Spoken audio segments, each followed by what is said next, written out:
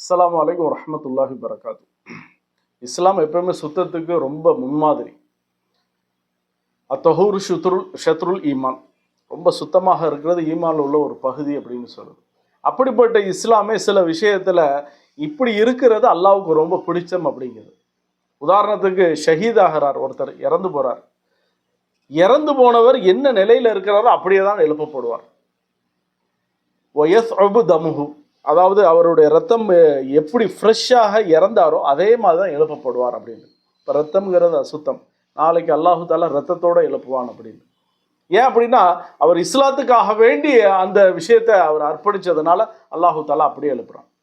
இதே போல் நோம்பாளியுடைய உடம்புல இருந்து வாடை வர்றதை விட வயிறு காலியாக இருக்கிறது இல்லை, இப்போ அதுலேருந்து வரக்கூடிய வாடை அல்லாஹு தாலா சொன்னால் இது எப்படிப்பட்டது, லஹலூஃபு ஃபமிஸ் சாயிம் அத்தீபு ஐந்தல்லாஹி மின் ரீஹில் மிஸ்க். கஸ்தூரியுடைய மனத்தை விட இது ரொம்ப உகந்ததுன்னா, ஆனால் பார்க்கறதுக்கு ரொம்ப துர்நாற்றம் உள்ளது தான். ஆனால் அல்லாஹு தாலாவிடத்தில் இது ஏன் உகந்தது? இப்போ இது இங்கே நம்மளுக்கு வீசுகிற மாதிரி தெரியலாம், நாளைக்கு ஆகரத்தில் இதனுடைய அந்தஸ்து எப்படி இருக்கும்? இமாம் மக்ஹூல் ரஹ்மத்துல்லா அலை அவங்க சொன்னாங்க, நாளைக்கு சொர்க்கவாசிகள் எல்லாம் சொர்க்கத்தில் இருப்பாங்க, அவங்களுக்கு திடீர்னு ஒரு நறுமணம் கமலும், அவங்க இந்த நறுமணம் எங்கேருந்து யா அல்லா அப்படின்னு கேட்பாங்க.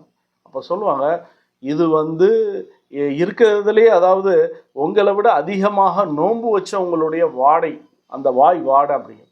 அப்போ அதனால தான் என்னோட சொன்ன நிறைய இமாம்கள் சொன்னாங்க, நீங்கள் மிஸ்வாக்க பண்ணுறது கூட மக்ரூஹ் அப்படின்னாங்க. ஏன்னா வயிற்றிலிருந்து வரக்கூடிய வாடை, அந்த வாடை அப்படியே இருக்கிறது நோம்பாளிக்கு ரொம்ப முக்கியம் அப்படின்னாங்க.